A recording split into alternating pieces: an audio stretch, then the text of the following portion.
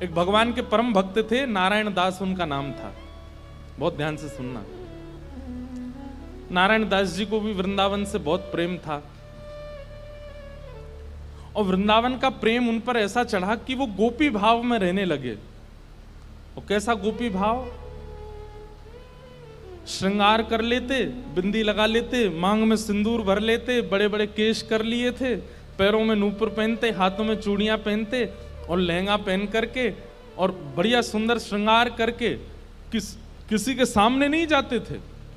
अपने गोपाल जी उनको तैयार करके, उनका श्रृंगार करके उनका भोग लगा के उनके सामने नाचते थे, अपने ठाकुर जी के आगे, और किसी को नहीं दिखाते थे, बस अपने ठाकुर जी को दर्शन कराते थे।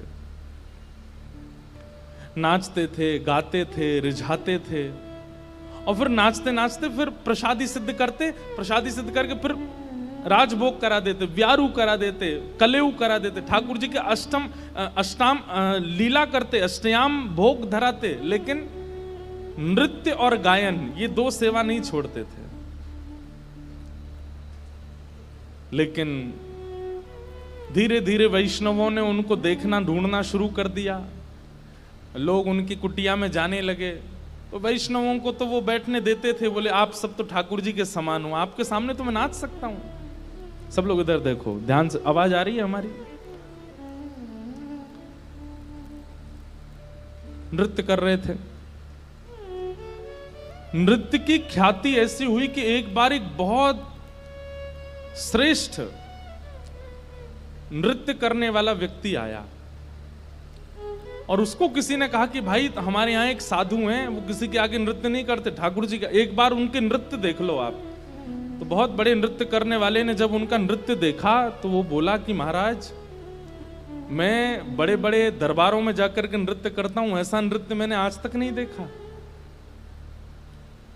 सब लोगों ने कहा, बोले भैया ये ठाकुर जी के लिए नृत्य करते हैं। लेकिन उस नृत्य करने वाले ने किसी बादशाह को खबर करा दी कि वृंदावन में एक महात्मा है, और बोले वो गोपी बनकर के अपने ठाकुर जी के आगे नृत्य करते हैं और गाते हुए नृत्य करते हैं, ऐसा नृत्य मैंने आज तक नहीं देखा। बादशाह के तो मन में आ गई कि मुझे उनका नृत्य देखना है, और प्राचीन काल के राजाओं के मन में आ जाए और वो ना मिले तो वो तो मारने तक आतुर हो जाते थे।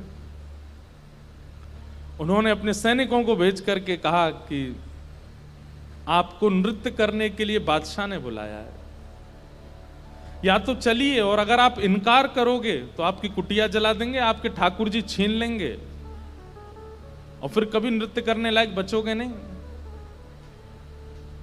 ऐसी स्थिति पड़ गई। रोने लगे अपने ठाकुर जी के आगे, बोले नाथ, मेरा नृत्य किसी और को रिझाने के लिए नहीं है, ये मैं कैसी स्थिति में आपने डाल दिया हूं। अगर जाता हूं तो मेरा नृत्य, मैं नृत्य को प्रसाद के रूप में प्रस्तुत करता हूं, वो झूठा हो जाएगा। कोई और अगर उसका आस्वादन करेगा तो वो फिर उच्छिष्ट हो जाएगा, और उच्छिष्ट वस्तु आपको कैसे पधराऊंगा दोबारा। और यदि नहीं जाता हूं तो कुटिया जला देंगे, आपको छीन लेंगे, राजा है, ताकतवर है, उसके आगे मेरी चलेगी नहीं। रात भर रोते रहे अपने ठाकुर जी के आगे। इतने में ठाकुर जी स्वप्न में प्रकट हो गए, और स्वप्न में प्रकट होकर के ठाकुर जी बोले, तुमको वहां नृत्य करने में दिक्कत क्या है? बोले मैं आपके सामने नृत्य करता हूं बस। तो बोले हमको ले चलो, हमें वहां बैठा देना, हमें देखते देखते नाच लेना, राजा को भूल जाना। तब वो कहते हैं, बोले कि महाराज वो स्थान आपके लायक नहीं है, वो राजा है, वो मांस भी खाता है, मदिरा भी पीता है, ना जाने कैसे कैसे उसके आचरण हैं, उसका स्थान कैसा है, वहां पर नृत्यांगनाएं आती हैं, ना जाने कैसे कैसे वहां पर व्यवहार होते हैं, वहां मैं अपने ठाकुर जी को लेके नहीं जाऊंगा।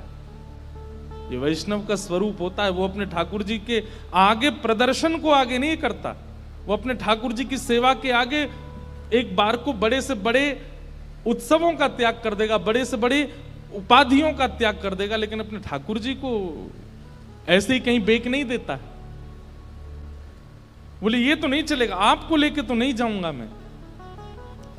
तब भगवान बोले तो फिर नहीं जाओगे तो ये लोग तुम्हारे कुटिया उजाड़ देंगे। तो फिर वो बोला आप इतना भी नहीं कर सकते, तो फिर काय बात के भगवान, आज तक मैंने आपसे कुछ नहीं मांगा, लेकिन इसका समाधान बताओ मैं कैसे करूं।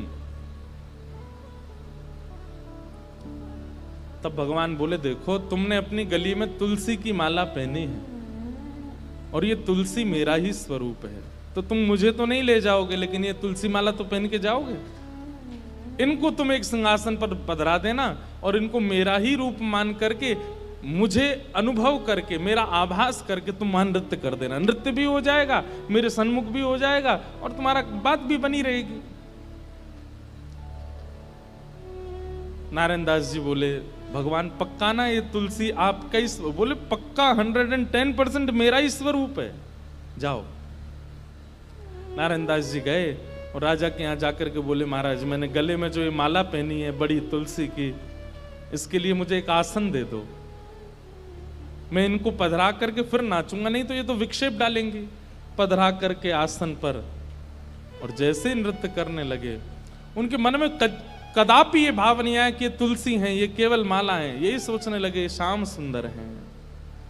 श्याम सुंदर विचार करके जब घूमने लगे नृत्य करते करते, तो हर घूमने के बाद एक बार देखते, और जब द्रुत गति से घूमने लगे, चक्र लेने लगे, लेते लेते लेते उनको वहां तुलसी नहीं, साक्षात सचल त्रिभंग लली श्याम सुंदर दिखने लगे। आज तक अपनी कुटिया में नृत्य किया था तो कभी ठाकुर जी ऐसे प्रत्यक्ष प्रकट नहीं हुए, लेकिन आज उस दरबार में ठाकुर जी प्रत्यक्ष प्रकट हो गए। क्यों? उनकी भावना से रीझ करके ठाकुर जी प्रकट हो गए, और जैसे ही ठाकुर जी प्रकट हुए, वो चक्र लेते लेते लेते लेते लेते वहीं उन्होंने प्राण त्याग दिए और ठाकुर जी में विलीन हो गए। नारायण दास कहने का अभिप्राय क्या? वृंदावनियों को और वृंदावन भजने वालों को कई बार व्यवहार प्रधान नहीं होता, उनके लिए धर्म प्रधान नहीं है, उनके लिए अर्थ प्रधान नहीं है, उनके लिए काम प्रधान नहीं है, उनके लिए मोक्ष भी प्रधान नहीं है, उनके लिए केवल प्रेम प्रधान है। हमारे आप लोग जाएंगे तो आप क्या कहेंगे, कहां जा रहे हो? बोले बरसाने जा रहे हैं, राधा रानी का दर्शन करने। लेकिन अगर कोर ब्रजवासी से पूछोगे कहां जा रहे हो, बोले बरसानो जा रहे हैं लाडली जी को दर्शन करवे। क्या बोलेंगे? लाडली जी। क्यों? प्रेम प्रधान हो जाता है, वहां पर भगवत तत्व की बात नहीं करते। कोर वृंदावनवासी से पूछोगे, आपसे पूछे कहां जाओ, राधा रमण जी दर्शन करने जा रहे हैं, पर बिल्कुल वृंदावनवासी होगा तो बोलेगो श्री लालजू को दर्शन करवे जा रहे हैं। और एक और बात बताऊं, और ज्यादा उपासक वृंदावन के, वो क्या बोलेंगे? श्री जी को दर्शन करवे जा रहे हैं। श्री जी, हमारे वृंदावन में ठाकुर जी को भी श्री जी बोलते हैं, किशोरी जी को भी श्री जी, ठाकुर जी को भी श्री जी। श्री जी बोलते हैं तो समझो युगल का नाम बोला गया है, अकेली किशोरी जी नहीं है श्री जी। श्री जी माने ठाकुर जी और किशोरी जी दोनों। श्री माने राधा रानी, और जी कौन है? बोले लाल जी, श्री जी। वृंदावन में प्रेम प्रधान है, धर्म अर्थ काम और मोक्ष नहीं है। वेदव्यास जी महाराज को नारद जी महाराज यही बात समझा रहे हैं कि नारद जी, व्यास जी, आपने जितने भी ग्रंथ लिखे हैं सब में धर्म अर्थ काम और मोक्ष की प्रधानता बताई है, आपने अभी तक प्रेम की प्रधानता नहीं बताई, इसलिए आपका मन अशांत है। प्रेम की प्रधानता बताओ, प्रेम की प्रधानता करो। और वेदव्यास जी महाराज बोले, प्रेम की प्रधानता में क्या कहूं मैं? तब नारद जी कहते हैं, न यद वचश्चित्रपदम हरेर्यशो जगत पवित्रम प्रगणित करहिचित् तद्वायुषम तीर्थमुशन्ति मानसा न यत्र हंसा निर्मत्य शिक्षय। आपने जितने भी ग्रंथ लिखे हैं उसमें ठाकुर जी के यश का वर्णन किया है,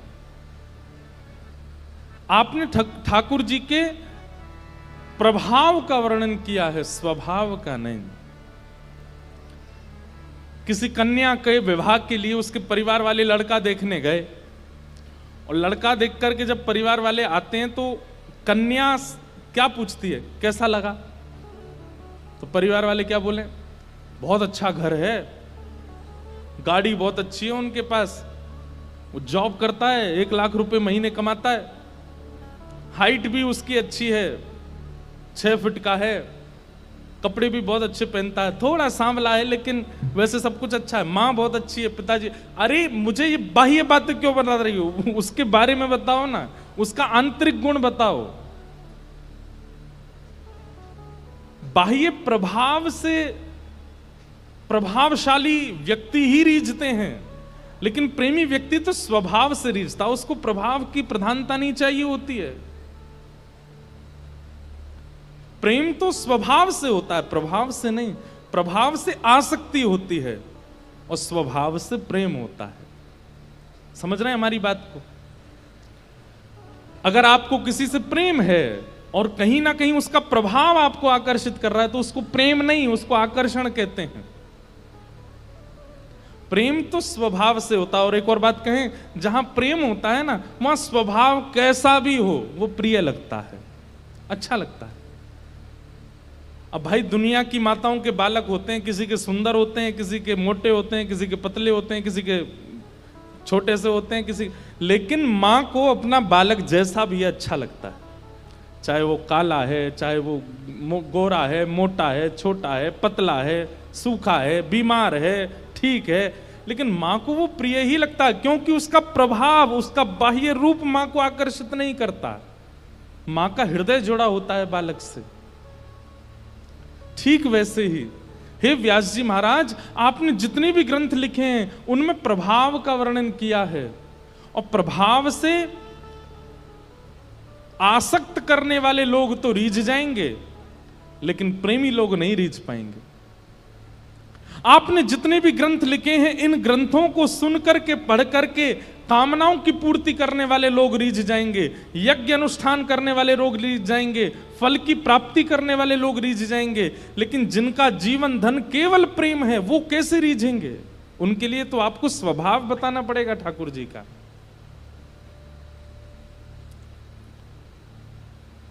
हमारे ब्रज में कहें, लाला तू भगवान है। ठाकुर जी बोले, कायकू मधुमंगल तू ये कायकू पूछ रहा हो? बोले ना ना, हमने ऐसी सुनी है कि जब गर्गाचार्य जी आए ना, तो वो कह के गए कि यशोदा मैया तुम्हारो लाला नारायण समान गुण ही है, और तेरी हरकतन ते हुए ऐसा लगे कि तू कहीं भगवान तो ना है। तो ठाकुर जी धीमे से बोल जाते हैं, बोले मधुमंगल एक बात बताऊं? बोले कहा, मैं जय जय ही हूं, मैं भगवान ही हूं। तू सांची भगवान है? बोले हाँ। लाला मैं सबन ने बता दूं कि तू भगवान है? ठाकुर जी बोले हाँ बताया। मधुमंगल गयो, सबरे सखान में हल्ला मचाया। बोले तुम्हें एक बात बताऊं? बोले कहा, हमारो जो लाला है ना, बोले हाँ जी भगवान है। ये बात सुन के आधे तो हंसने लगे और आधे छड़ी लेकर के बोले दिखाइयो ने कहां तेरो भगवान। ठाकुर जी निकल के आए कुंज से, आज बड़ी अदा से निकल के आए, ए मधुमंगल सीताम प्रणाम करो, हम भगवान हैं। नहीं मानते, नहीं स्वीकार करते। एक दिन ऐसी लीला भागवत में आती है कि एक बार जागरण हुआ, ब्रज में जागरण कराया नंद बाबा ने। रात भर जागरण का मतलब केवल माता की चौकी नहीं होता, जागरण का मतलब केवल वो नहीं होता। जागरण का मतलब है पूरी रात जग करके अपने इष्ट का स्मरण करना, वो जागरण है।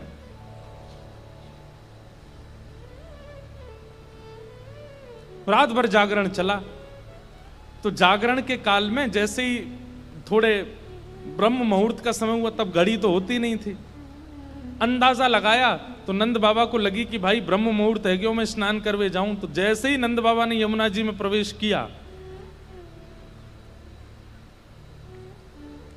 तुरंत इनको यम के दूत ले गए, क्योंकि अब तो नहीं ऐसा होता, पर नदियों में भी स्नान करने का समय होता है।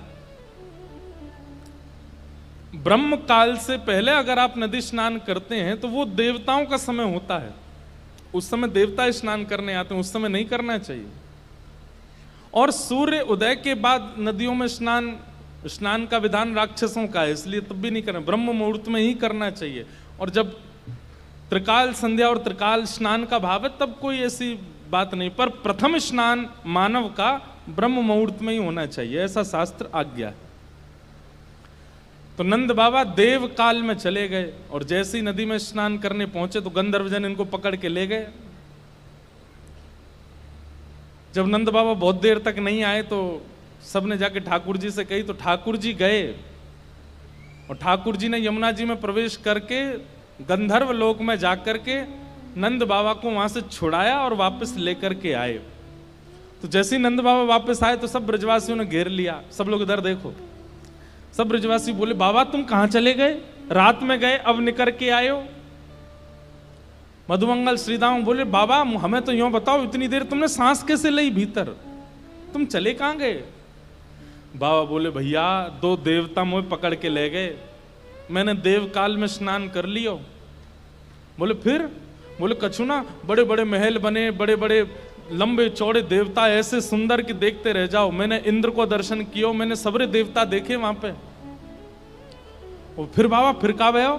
बोले इतने में ही लाला आयो, और जैसे ही लाला आयो, लाला के आती सब या को प्रणाम करने लगे, सब या के चरणन में नतमस्तक है गए, सब या की बलैया लेने लगे, गंधर्वजन या की आरती करने लगे। बात तो सुनो पूरी। और सब ब्रजवासी टेढ़े टेढ़े देख रहे हैं, लाला है या पूज रहे हम बे, या की पूजा कर रहे हो इंद्र हम बे। ठाकुर जी इतरा रहे सामने खड़े खड़े, बोले तुम्हें ही नहीं पूजा मो, सबरे पूजे तीनों लोक में। सबरे बोले, बाबा सच में यहाँ की पूजा भाई वहां पे? बोले हाँ।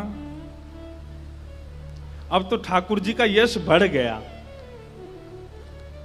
अब तो महाराज निमंत्रण आने लगे घर घर से, लाला हमारे घर भोजन करवे आ जाइयो, हमारे घर सोवे आ जाइयो, हमारे घर शरबत पीवे आ जाइयो, छाछ पीवे। अब ठाकुर जी तो मधुमंगल सीधामा से कह रहे हैं, आज की भाषा में कहें तो अपॉइंटमेंट लेते जाओ कहां कहां जाना है। ठाकुर जी का यश हो गया इतना वृंदावन में कि भैया या तो देवता भी जाने। एक दिन सब ब्रजवासियों ने कही, लाला तू सांची भगवान है, तू सांची बता दे, सौगंध खा के तू सांची भगवान है। ठाकुर जी बोले, अगर मैंने बता दिया कि मैं भगवान हूं तो आप क्या करोगे, पूजोगे मुझे? लाला पूजेंगे तो ना भाई, तो तू भूल जा, लेकिन हमारी एक इच्छा है। बोले का एक बार वैकुंठ देखना चाहे, वैकुंठ है कैसा? लाला तू अगर सांची भगवान है तो एक बार वैकुंठ दिखाला हमें। ठाकुर जी बोले, मेरे हाथ पकड़ो। सब रे ग्वाल बालन ने ठाकुर जी के हाथ पकड़े, बोले नेत्र बंद करो। जैसे ही नेत्र बंद किए, अंतर ध्यान सब ग्वाल वालों को लेकर के ठाकुर जी को सीधे वैकुंठ पहुंच गए। हाँ भाई सबरे नेत्र खोलो। जैसे ही नेत्र खोले तो विशाल स्वर्ण का किवाड़ लगी है और जय विजय राजा, जय विजय द्वारपाल खड़े हैं। ठाकुर जी के जाते सब जय जयकार करने लगे, द्वार खुल गए, पुष्प वर्षा हो रही है, सहनाइयां बज रही हैं, मृदंग बज रहे हैं, सुंदर गाजे बाजे हो रहे हैं। सब देवी देवता दौड़े दौड़े आ रहे हैं, कोई कमल लेकर के आ रहे हैं, कोई माला लेकर के आ रहे हैं, कोई अक्षत लेकर के आ रहे हैं, कोई अगरबत्ती धूप बत्ती कर रहे हैं। ठाकुर जी की जय जयकार हो रही है। मधुमंगल श्री दामा सबरे बोले, लाला ने परिचय तो करा दे। ठाकुर जी बोले, देख वो सामने खड़ो तुम्हारो इंद्र, जाए तुम इतने सालन से पूज रहे, वो खड़ो इंद्र। बोले लाला ये इंद्र है? बोले हाँ। या के हाथी पे हमें बैठा दे एक बार। ठाकुर जी बोले, इंद्र इधर आओ, अपने हाथी को लेके आओ। हाथी आ गया, ऐरावत हाथी, सब रे ग्वाल बाल चढ़ गए उसके ऊपर। ठाकुर जी लेकर के पूरे वैकुंठ में घुमा लाए, नीचे उतर आए। बोले लाला बहुत जोर को हाथी है, या ले चल वृंदावन, अपने पास ही धरेंगे, वहीं घूमे करेंगे। यहाँ पे ऐरावत हाथी की बहुत सारी सूंड हैं और अद्भुत उसका स्वरूप है, श्वेत रंग का वो है। ब्रजवासी बोले, लाला हमने सुनी है ब्रह्मा के 4 मुंह हैं, एक बार दिखा दे। ठाकुर जी ने ब्रह्मा जी को बुलाया, ब्रह्मा जी आ गए। ब्रह्मा जी जैसे ही आए तो मधुमंगल श्रीदामा जाके स्पर्श करके उनके मुख देख रहे हैं, सच्ची के हैं कि नकली हैं। लाला ये तो सांची है। सब जगह ठाकुर जी ने घुमाया, जिस देवी देवता से मिलना चाहते थे सबको प्रकट कर दिया, सुंदर प्रसाद पाया, सुंदर सब जगह घूमे ठाकुर जी को लेके, नदियों में, तालाबों में, पशु पक्षी सब देखा, वैकुंठ का एक एक कोना ठाकुर जी के साथ देखा। सब जगह घूम करके ब्रजवासी थक गए, थक करके बोले लाला अब चल वृंदावन चल, अब ले चल हमें। ठाकुर जी बोले भैया सुनो, तुम सबके लिए कक्ष खुलवा दिए हैं और वैकुंठ का नियम है, मैं बताना भूल गया था कि यहां एक बार आने के बाद फिर यहां से जाता नहीं है कोई भी। अब तुम सब यहीं वैकुंठ में रहो, क्या बुराई है, ये उर्वशी गंधर्व सब लोग तुम्हारी सेवा में रहेंगे, देवी देवता, अरे तू जब कहेगा इंद्र आ जाएगा, ब्रह्मा आ जाएगा, सब तुम्हारी सेवा में रहेंगे, यहीं बैठे रहो। अब ये सुनते ही ब्रजवासी तो रोने लगे, ठाकुर जी के चरणन में गिर गए, बोले लाला तू हमारे प्राण मांग ले, तू जो कहेगो हम तो दे देंगे, तू कहेगो आज के बाद हम तो जय जय मान के रोज तेरी आरती पूजा करेंगे, लेकिन हमें वापस वृंदावन ले चल, हम वैकुंठ में ना रह सके, हमें तो वृंदावन ही प्रिय है लाला। ठाकुर जी के नेत्र सजल हो गए, सब देवी देवताओं को दिखाते हुए ठाकुर जी बोले तुम लोगों को आश्चर्य होता है कि भगवान इन ब्रजवासियों से इतना प्रेम क्यों करते हैं, देखो दीयमान न ग्रहणंती, ये भक्ति की वो स्थिति है कि मैं वैकुंठ देने को बैठा हूं लेकिन इनको नहीं चाहिए, क्यों, वृंदावन प्रिय है, यमुना जी प्रिय हैं, गोवर्धन प्रिय है। अरे ठाकुर जी ज्यादा दूर नहीं, मथुरा गए थे, 6 किलोमीटर है वृंदावन से, एक भी ब्रजवासी नहीं गया, जबकि प्राण बसते हैं श्री कृष्ण में, अपने प्राण श्री कृष्ण को जाने देंगे लेकिन स्वयं वृंदावन छोड़ करके नहीं जा सकते, इतना प्रेम वृंदावन से ब्रजवासी करते हैं। तभी तो गोपियां गोपी गीत में सबसे पहला शब्द ही यही कहती हैं, जयति तेधिकं जन्मना ब्रजः श्रयतं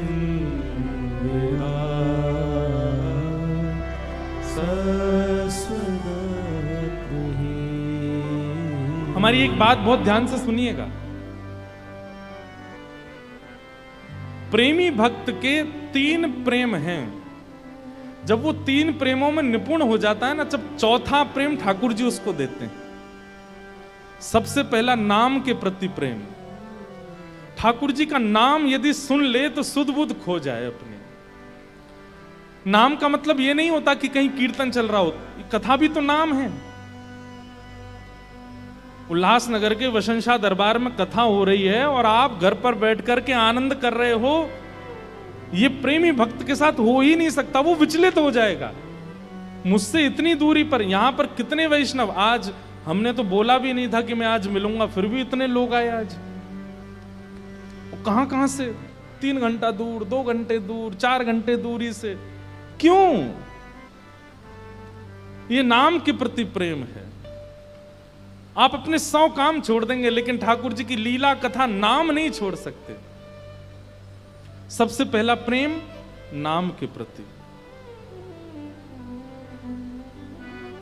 दूसरा प्रेम लीला के प्रति प्रेम, मतलब जैसे ही कोई लीला सुनाई जाती, अभी हमने ये वैकुंठ दर्शन लीला सुनाई, तो ये लीला सुनते ही नेत्र बंद हो गए, वो प्रत्यक्ष दिखने लगा, ठाकुर जी कैसे जा रहे हैं, मधुमंगल ने कैसे हाथ पकड़ा होगा, इंद्र के ऐरावत हाथी पर कैसे बैठे होंगे, और फिर वापस ब्रज जाने के लिए कैसे रोने लगे होंगे सब ब्रजवासी। ये लीला तुरंत मन में स्फुरित होने लग जाए, ये लीला के प्रति प्रेम, नाम के प्रति प्रेम, लीला के प्रति प्रेम और धाम के प्रति प्रेम। कोई कह दे कि मैं वृंदावन जा रहा हूं तो उसके प्रति ऐसी भावना आने लग जाए, कितना सौभाग्यशाली वृंदावन जा रहा है। कोई कह दे कि मैं वृंदावन से आ रहा हूं तो उसके प्रति ये बात होने लग जाए कि इसके मोतियों से आरती उतार लूं, वृंदावन से आया है। ऐसा धाम के प्रति स्नेह, ये 3 प्रेम अगर आपके चित्त में प्रकट हो गए, नाम के प्रति, लीला के प्रति और धाम के प्रति, तो फिर ठाकुर जी चौथा प्रेम स्वयं देते हैं अपने रूप के प्रति, अपने स्वरूप के प्रति। ठाकुर जी अपना रूप दे देते हैं। रूप के प्रति प्रेम मतलब अपने आप को प्रकट कर देते हैं आपके सामने।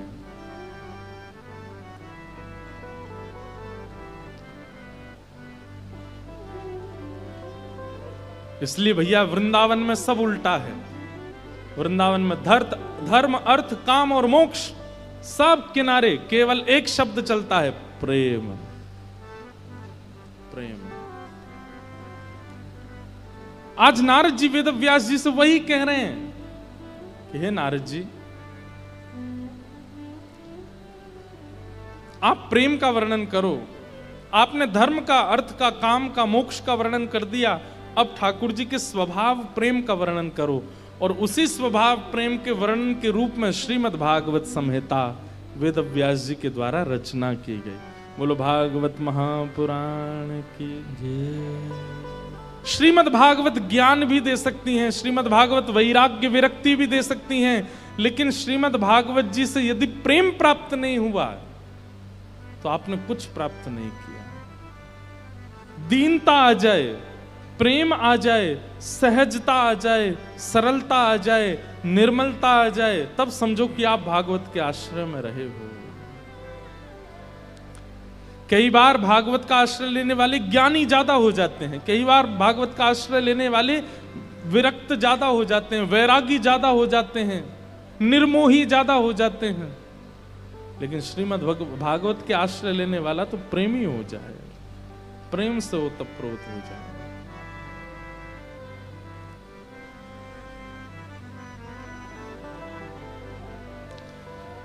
वेद व्यास जी महाराज ने भागवत की रचना की और श्रीमद् भागवत की रचना के बाद मन में विचार किया कि अब ये भागवत की कथा घर घर जन जन तक कैसे पहुंचाऊं। तब अपने पुत्र श्री सुखदेव जी को श्रीमद् भागवत जी का ज्ञान प्रदान किया कि यम प्रव्रजन्तम अनुपेत अपेत कृत्यम द्वैपायनो विरह कातर्या जुहाव पुत्रेति तन्मयतया तर्वोऽभिनेदु तम सर्वभूत हृदयं मुनिमानतोऽस्मि। हमारे वृंदावन में ना, पता नहीं आज वृंदावन ही वृंदावन आ रहा है मन में ज्यादा। हमारे वृंदावन के विषय में गौड़िया वैष्णव संप्रदाय के ग्रंथ में ऐसा वर्णन करते हैं कि वृंदावन विपरीत है। यहां पर ना का मतलब हां है और यहां पे हां का मतलब ना है। और उस विषय में कहते हुए कहते हैं कि ठाकुर जी ने गोपियों को वंशी नाद करके रास में बुलाया और जब गोपियां आ गईं, सब कुछ छोड़ छाड़ के आ गईं, तो ठाकुर जी क्या कहते हैं? स्वागतम वो महाभाग प्रियम किम करवाणिव ब्रजस्यानामयम कश्चित ब्रूतागमन कारणम। स्वयं वंशी नाद करके ठाकुर जी गोपियों को बुलाते हैं और एक दिन चीर हरण करके ठाकुर जी निमंत्रण देते हैं कि मैं रास पूर्णिमा पर यानी कि शरद पूर्णिमा पे आपसे मिलूंगा,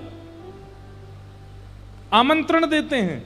और जब गोपियां सब छोड़ छाड़ करके भग आती हैं और फिर क्या कह रहे हैं? ब्रूतागमन कारणम, अपने आने का कारण बताओ।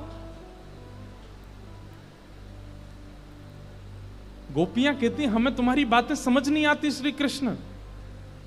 तुम हां बोलते हो तो उसका मतलब ना होता है और ना बोलते हो तो उसका मतलब हां होता है। मतलब हमको बुलाया और आज जब हम आ गए तो कह रहे हो कि अपने आने का कारण बताओ। ओहो, इतनी रात को परपुरुष से मिलना नहीं चाहिए, जाओ जाओ अपने अपने घर को चली जाओ। गोपियां कहती हैं तब तुमने बुलाया, अब हम आ गई, अब तुम मना कर रहे हो। अब तुम मना कर रहे हो तो इसको हम हां माने कि ना माने? वृंदावन भैया समझ में आने वाली वस्तु नहीं है। ठाकुर जी बोले कोई गुरु बुलावे, कोई व्यक्ति बुलावे, कोई पुरुष बुलावे, कोई महापुरुष बुलावे तो जाना चाहिए। वंशी की बात में आ गई तुम, इस वंशी के स्वर को तुमने बुलावा समझ लिया। लेकिन हमारी ब्रज की गोपियां भी बड़ी चतुर हो गई हैं। गोपियां कहती हैं ठाकुर जी हमारी बात सुनो। बोले क्या? पूरा विश्व ब्रह्मा की आज्ञा मानता है। ब्रह्मा के कितने मुख हैं? 4। और हम तो उसकी बात मान करके आई हैं जिसमें सप्तमुख हैं, जिसके 7 मुख हैं। अरे ये वंशी तो ब्रह्मा से भी श्रेष्ठ है, इसके 7 मुंह हैं, इसकी बात हम क्यों ना माने? हम तो इसकी बात मान करके आएंगे। 6 स्वर के छिद्र हैं और एक फूंक का छिद्र है। कितने छिद्र हो गए? 7, मतलब 7 मुख हैं। गोपियां कहती हैं दुनिया ब्रह्मा की बात मानती है क्योंकि उसके 4 मुंह हैं, हम तो उसकी बात मान के आए जिसके 7 मुंह हैं। हमने क्या गलत किया? ठाकुर जी को शांत कर देती हैं गोपियां। वृंदावन को समझना सामान्य बात नहीं है। वृंदावन में ना का मतलब हाँ है, हाँ का मतलब ना है। वृंदावन में अच्छा का मतलब बुरा है, बुरा का मतलब अच्छा है। अरे गोपियां परब्रह्म परमात्मा को क्या कहती हैं? कितव। कितव का मतलब क्या होता है? कपटी। किसी की सामर्थ्य ठाकुर जी को कपटी बोल जाए? देवताओं ने जाकर के ठाकुर जी से कहा हम आपकी इतनी आराधना करते हैं, इतनी सेवा करते हैं, सुंदर वेद मंत्रों से उच्चारण करते हैं, आप तब भी प्रसन्न नहीं होते, और ये गोपियां गोपी गीत में आपको कितव कहती हैं और आप प्रकट हो जाते हो। ठाकुर जी कहते हैं ये ब्रजमंडल है, यहाँ पे गाली ही स्तुति है। यहाँ पे गारी ही स्तुति और स्तुति गारी है। अगर कोई ब्रजवासी आपकी बहुत प्रशंसा कर रहा है तो ये समझ जाओ गाली दे रहा है आपको, और अगर कोई ब्रजवासी आपसे नाराज हो जाए तो ये समझ जाइए ओहो बहुत प्रेम है इस काम से।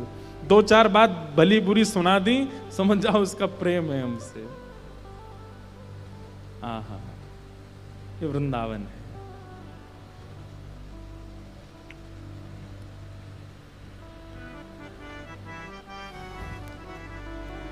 एक बार रहीम जी का नाम सुना? रहीम दास, जिनके दोहे हैं, रहीमंदागा प्रेम का मत तोड़ो चटकाए, जोड़े से फिर ना जुड़े, जुड़े गांठ पड़ जाए। तो एक बार रहीम दास जी गोवर्धन में श्रीनाथ जी का दर्शन करने गए। एक तो अल्हड़ भेष में रहते थे, ऊपर से इनके किसी कारण से इनको मंदिर में नहीं घुसने दिया, और जैसे ये मंदिर में घुसने लगे तो लोगों ने इनको धक्का दे दिया। कहां घुसे चले जा रहे हो? यहां पर विजातियों का प्रवेश नहीं है और तुम्हारे जैसों का तो बिल्कुल प्रवेश नहीं है।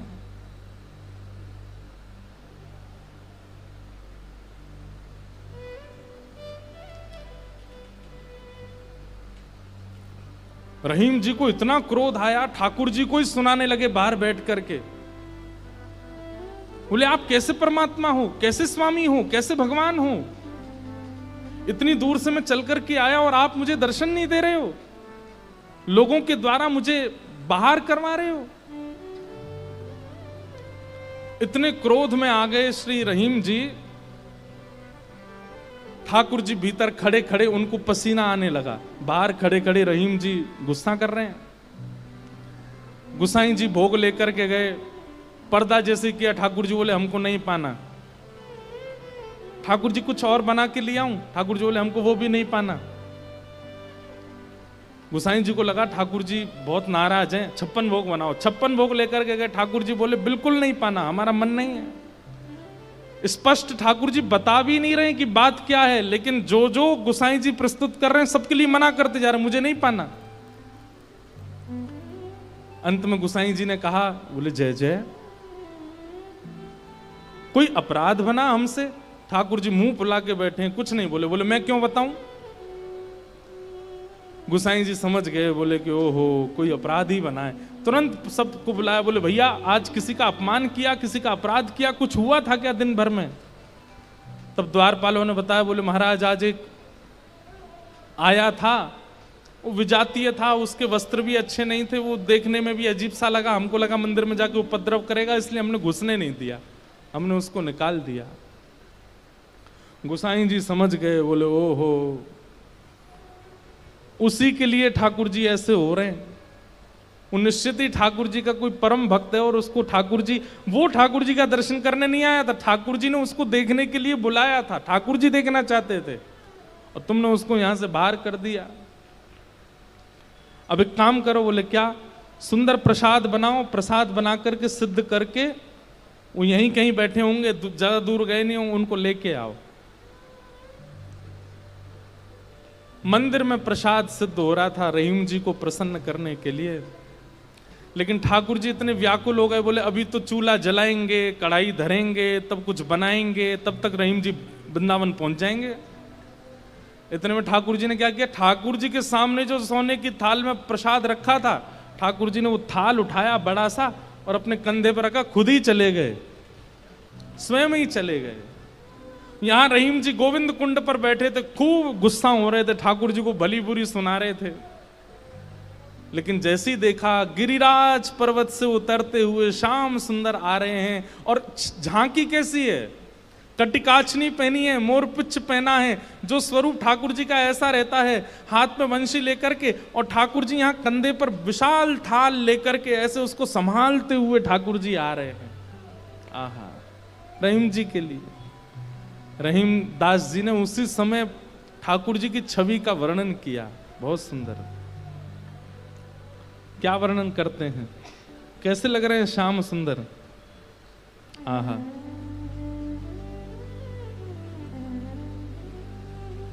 काछे काछिन कलित मुरली कर, पीत पिछोरी साल की, बंक तिलक के सर को कीन्हो, दुति मानो विदुबाल की, ओ छवि आवन मोहन लाल की, छवि आवन मोहन लाल की, छवि आवन मोहन लाल की, छवि आवन मोहन लाल की। हाँ, काछे काछ निकलित मुरली कर, पीत पिछोरी साल की, बंक तिलक के सर को कीन्हो, दुति मानो विदुबाल की, ओ छवि आवन मोहन। अरे मोय कोई वेद ध्वनि ब्रज में सुनावे तो मेरे कान इतने रीझे ना आए, लेकिन कोई प्रेम आसक्त है करके मुंह को घोरी घोरी गारी सुनावे, सो मैं तो वह के सामने प्रकट है जाऊं। वाह, ओ छवि आवन मोहन लाल की, छवि आवन मोहन लाल। और थाल सामने रख करके ठाकुर जी वहां से अंतर ध्यान हो गए, लेकिन रहीम दास जी की स्थिति ऐसी, वो तो उसी छवि में छके हुए बैठे हैं, थाल सामने रखा है। इतने में गुसाई जी अपने असंख्य सेवकों के साथ खूब सारा प्रसाद बना करके लाए।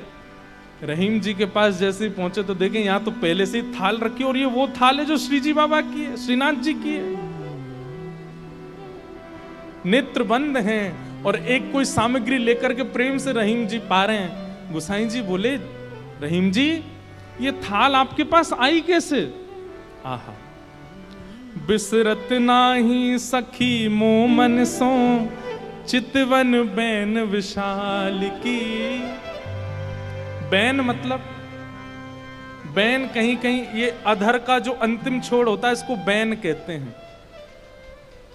ठाकुर जी के ये कैसे बोले, इतने मधुर हैं कि जब ये ठाकुर जी मुस्काते हैं ना तो वो जो अंतिम छोड़ है वो इतना प्रिय लगता है ठाकुर जी के मुखमंडल का कि वो मेरे नेत्रों से जा नहीं रहा है।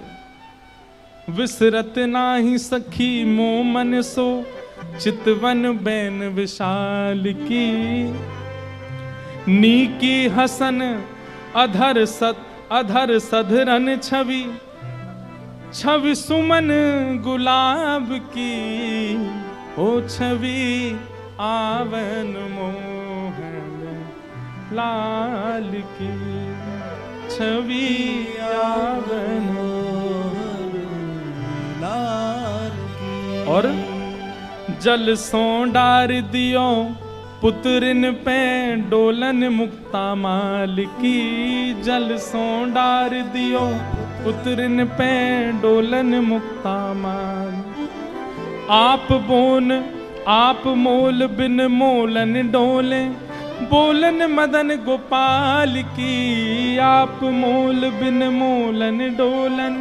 बोलन मदन गोपाल की, हे छवि आवन मोहन लाल की। छवि आवन मोहन लाल की। आहा, आप मोल बिन मोलन डोलन। बोलन मदन गोपाल की। इतने मूल्यवान श्री ठाकुर जी यहां पर बिनमोल की तरह डोल रहे थे, बोल रहे थे, चल रहे थे, बैठे थे। गुसाई जी को बता रहे हैं रहीम जी,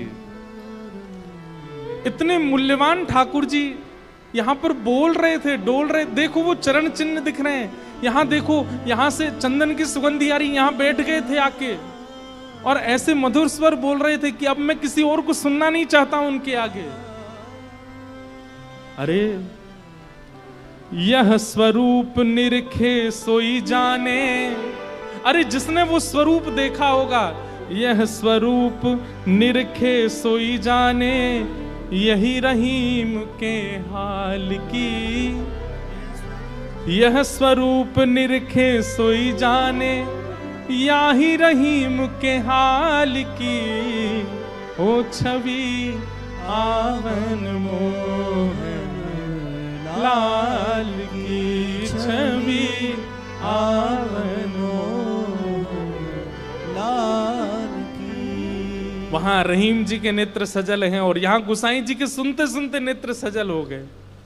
वाह ठाकुर जी, आपकी लीला। यहां हम इतनी सामग्री सिद्ध कर रहे थे रसोई में, लेकिन आपसे इतनी प्रतीक्षा भी नहीं हुई, आप अपनी थाल लेकर के आ गए और ऐसी लीला करके गए रहीम दास जी के पास आकर के। ऐसे हमारे ठाकुर जी। वृंदावन धर्म, अर्थ, काम और मोक्ष सबसे परे है। वृंदावन के लिए तो केवल प्रेम जागृत हो जाए चित्त में, अत्यंत प्रेमी हो जाओ आप, और वो प्रेम ऐसा छकेगा। आप प्रेमी हो गए, इसका प्रमाण क्या है? अरे श्याम वर्ण की कोई वस्तु कहीं दिख जाएगी, ऐसा लगने लगेगा ये कितने सौभाग्यशाली कि इनका श्याम वर्ण है, कृष्ण ने अपना वर्ण दे दिया। किसी में दोष नहीं दिखेगा, सब में गुण दिखने लग जाएगा। मौन रहने का मन करने लगेगा। जब जब कृष्ण नाम ध्वनि होगी, ताल कैसी, स्वर कैसा, राग कैसा, उस पर ध्यान नहीं जाएगा, बस नृत्य करने का मन करेगा। वाणी गदगद हो जाएगी, सुनते सुनते कथा नेत्र सजल हो जाएंगे। प्रेम के बड़े लक्षण हैं, वो सब लक्षण धीरे धीरे प्रकट होने लग जाएंगे। बस वो प्रकट होने लग जाएं, फिर उसके बाद कहीं और मत रहिए, फिर तो वृंदावन आ जाइए, क्योंकि और कहीं रहेंगे तो पागल घोषित कर दिए जाओगे। केवल वृंदावन स्वीकार करेगा फिर। हो छवि आवन मोहन लाल की। छवि आवन मोहन लाल की। वेद व्यास जी महाराज ने भागवत जी की रचना की और विचार किया कि घर घर में जन जन तक कैसे पहुंचाऊं। तब अपने पुत्र सुखदेव का स्मरण आया, जो जन्म लेते ही वन में चले गए थे। उन श्री शुकाचार्य जी को बुला करके वेद व्यास जी महाराज ने ये भागवत जी का सार उन्हें बताया। पहले हम विस्तार से बता चुके हैं कई बार कि सुखदेव जी कहां थे, कैसे आए, आदि आदि। और अब यहां से महाभारत का प्रसंग प्रारंभ होता है। यदा मृधे कौरव संजयानाम वीरेस्वथो वीर गतिम गतेषु ब्रकोदरा विग्ध गदा विमर्श भृगुनूरुदंडे धृतराष्ट्र पुत्रे। महाभारत की कथा क्यों सुनाई गई? बोले सुखदेव जी को जब वेद व्यास जी ने भागवत का सार दिया तो उन्हीं सुखदेव जी ने यही भागवत की कथा परीक्षित को सुनाई। तब प्रश्न किया, महाराज जी परीक्षित कौन है?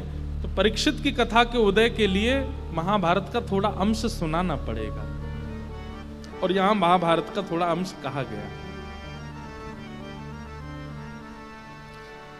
अब मेरे स्थिति ऐसी है कि अभी मुझे गंभीर भाव में जाने का मन हो नहीं रहा है। वृंदावन के भाव ऐसे चल रहे हैं मन में, और यहाँ गंभीर भाव की अब कथा है। और उसके पीछे कारण ये है कि अभी हम पिछले 7 दिन इतना वृंदावन का रस बोल करके आए हैं, लीलाएं बोल के आए हैं कि उसमें अचानक प्रवेश करने में मैं बच रहा हूं, इसलिए बार बार घूम के वृंदावन की कोई बात बोल रहा हूं। लेकिन कथाक्रम है, उसको पूरा करना है। महाभारत युद्ध अपने अंत, हम इसमें भी वृंदावन को प्रकट कर देंगे। सुनो, महाभारत का युद्ध अपने अंतिम स्थिति पर चल रहा था। दुर्योधन और भीम के बीच में युद्ध हो रहा था। तभी ठाकुर जी की आज्ञा से भीम ने दुर्योधन की जंघा पर प्रहार किया और जंघा टूट गई दुर्योधन की। महाभारत का युद्ध पांडव जीत गए। लेकिन दुर्योधन मरा नहीं है, अभी जांग टूटी थी उसकी, खड़े रहने लायक नहीं बचा था। बदले की भावना उसके चित्त में प्रकट होने लगी और मन में विचार करने लगा कि मैं युद्ध में तो नहीं मार पाया, लेकिन मरते मरते पांडवों के साथ ऐसा तो कुछ कर जाऊं कि ये भी राज्य गद्दी पर ना बैठ पाए। बंधुओं, एक बात हमारी बहुत ध्यान से सुनो, इधर देखो सब लोग। इस प्रकार की भावना यदि कभी मन में आती है बैठे बैठे लेटे लेटे कि मुझे नहीं मिला तो उसको भी नहीं मिलना चाहिए। आप ये समझ लीजिए कि आप उस वक्त बिल्कुल एंड पॉइंट पर हो। स्वधर्म, स्वभाव, मधुरता सब खत्म हो चुकी है आपके अंदर, तभी ये भाव प्रकट हुआ है। आप सब अपने आप को भली भांति जानते हैं। हम आपको चेतावनी दे रहे हैं, कभी भी ऐसी भावना अगर चित्त में आ जाती हो, मैं नहीं बैठ पाया या मुझे नहीं प्राप्त हुआ, मैं नहीं हासिल कर पाया, तो उसको भी नहीं होना चाहिए। देखो, मजाक के रूप में हो तो अच्छा है, उसमें कोई दिक्कत नहीं। जैसे बैठ जाओ भैया, लाला बैठन दो सबको, यहां ज्यादा मूवमेंट मत करो, बैठ जाओ लाला, ओ लाला भैया मेरे, हाँ जाओ जाओ बैठ जाओ, आप लोग बैठ जाओ भैया, जैसे जगह मिले सबको। हम क्या बता रहे थे, ध्यान से सुनो।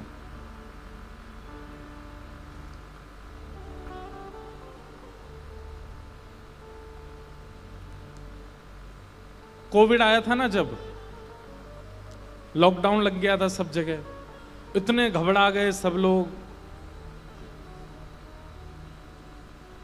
उस समय हमारे कई परिकर के लोग हमारे पास ही रुक गए, वृंदावन में फंस गए बेचारे, कैसे जाएं अपने घर। तो हमारा रोज का नियम था, सुबह उठ करके सब लोग एक दूसरे से गले मिलते थे, जबकि होता था कीप डिस्टेंस। हमारे पिताजी बोले, भाई तुम लोग क्या करते हो, रोज सब लोग गले क्यों मिलते हो? मैंने कहा, अकेले हॉस्पिटल गए तो मन कैसे लगेगा, सब जाएंगे, अगर कुछ हो जाए तो सब जाने चाहिए। अगर इस प्रकार की भावना से होता है कि भाई मुझे अगर पीड़ा हुई तो मैं अकेला क्यों भोगूं, तू भी भोग। मित्रता में, प्रेम में या ऐसे मजाक में अगर ये भाव आते तो उसमें दोष नहीं है, लेकिन कहीं ना कहीं ईर्ष्या भाव से चिंतन ऐसा बनता है कि मेरा नहीं तो किसी का नहीं। पाप का प्रारंभ उसी समय हो जाएगा। अगर उस समय आपने उस भाव को नहीं रोका, नहीं नष्ट किया, तो आप राक्षस की साक्षात प्रतिमूर्ति बन जाओगे। दुर्योधन के अंदर सारे अवगुण आ चुके हैं, लेकिन आज जो अवगुण प्रकट हुआ है, इसने दुर्योधन का सर्वनाश कर दिया। आज तक दुर्योधन ने बहुत सारे पाप किए, लेकिन फिर भी उसके इतने पुण्य तो थे कि श्री कृष्ण को रोज देखता था। वो रोज सामने अर्जुन के रथ पर साक्षात श्री कृष्ण उसको दिखते थे। इतने पुण्य तो थे, जबकि उसके अंदर बहुत दोष हैं, उसके अंदर बहुत अवगुण हैं, लेकिन फिर भी श्री कृष्ण का दर्शन रोज होता था। लेकिन आज उसके अंदर जो भाव प्रकट हुआ क्या, कि अगर हस्तिनापुर की गद्दी पर मैं नहीं बैठ पाया तो ये पांडव भी नहीं बैठने चाहिए, इनको सोते हुए मार दो। इस स्थिति के बाद तो कृष्ण का दर्शन सुलभ भी नहीं हुआ दुर्योधन को। मतलब ये महापाप की स्थिति है, मेरा नहीं तो किसी का नहीं। और ये स्वभाव कई बार युवाओं में आ जाता है।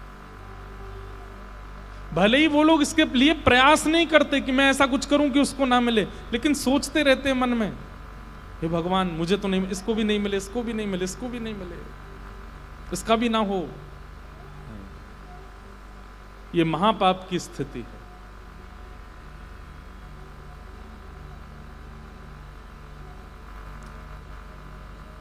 दुर्योधन की जंघा टूट गई और दुर्योधन उस समय अश्वत्थामा से कहता है, अश्वत्थामा बहुत हो गया धर्म युद्ध, अब अधर्म युद्ध होना चाहिए।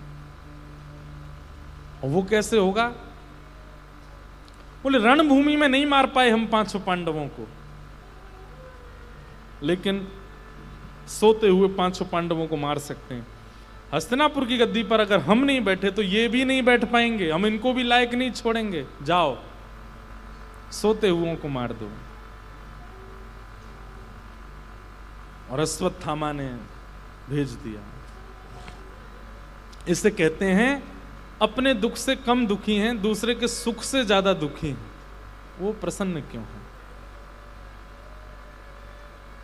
अश्वत्थामा अर्धरात्रि में गया, लेकिन ठाकुर जी पांडवों को लेकर के कहीं और चले गए, सोते हुए द्रौपदी के 5 पुत्रों को मार दिया। अब देखो इससे क्या समझ में आया कि ऐसे विचारधारा से क्रिया करने वाले से पाप नहीं फिर महापाप होता है। निर्दोष द्रौपदी के 5 छोटे बालक मार दिए अश्वत्थामा ने, महापाप किया, बाल हत्यारा हो गया वो।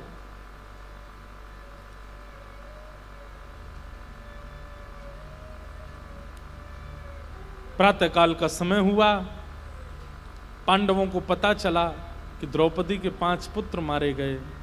अर्जुन ने प्रतिज्ञा ले ली कि मैं जीवित नहीं छोड़ूंगा जिसने ये किया है। ठाकुर जी बोले, अर्जुन इतनी शीघ्रता में निर्णय मत ले, नहीं तो तुझ में दुर्योधन में अंतर क्या है। लेकिन क्रोध में जब व्यक्ति आता है तब वो धैर्य भूल जाता है, विचार नहीं करता कि मैं क्या बोल रहा हूं, क्या कह रहा हूं, क्या करने वाला हूं। हमारा सबसे बड़ा शत्रु कौन है? क्रोध। क्योंकि गुरुजनों के सन्निधि में रह के कथाएं सुन के हमने जितना सुधारा अपने आप को, सब बिगड़ जाता है क्रोध के समय पर। आप इसको ऐसा ही मानो, ट्यूशन भी पढ़ा था, स्कूल भी गए थे, एक्स्ट्रा क्लासेस भी ज्वाइन की थी, पर एग्जामिनेशन पेपर आते ही सब भूल गए। क्रोध क्या है और क्रोध की स्थिति क्या है? ये कथाएं सुनने का, कीर्तन करने का, नाम जप करने का, तिलक लगाने का, कंठी मालाएं पहनने का, एकादशी व्रत करने का, इन सब की परीक्षा है। वो स्थिति ऐसी जानबूझ के बनवाते हैं ठाकुर जी कि आपको क्रोध आए और आप कोई गलत निर्णय लो, ताकि आपको पता चले कि आपके द्वारा किए गए क्रियाएं कितनी फलीभूत हुई हैं।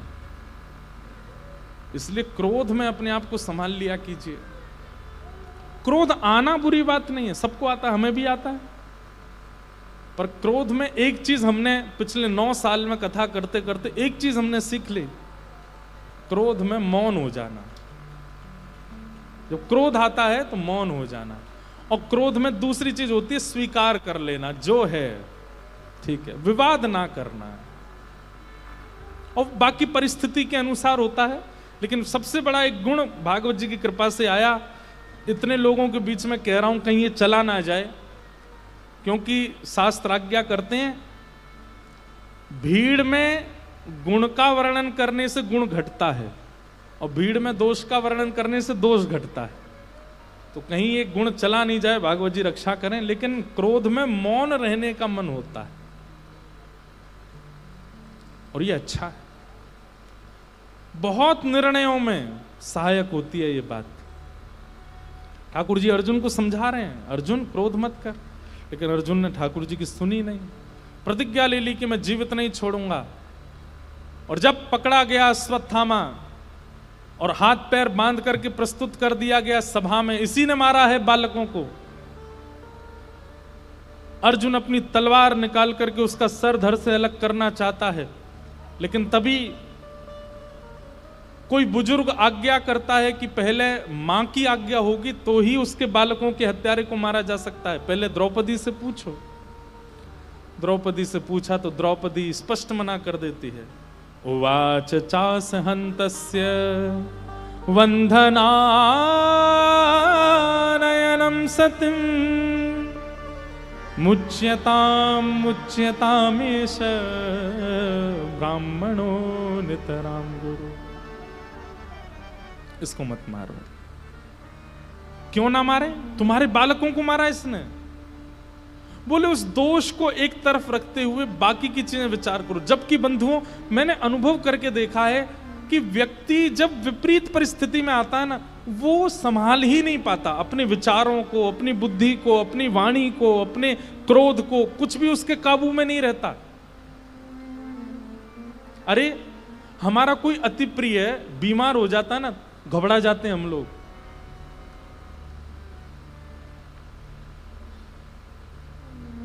उस समय पता चलता है कि आपका सत्संग कितना फला आपको।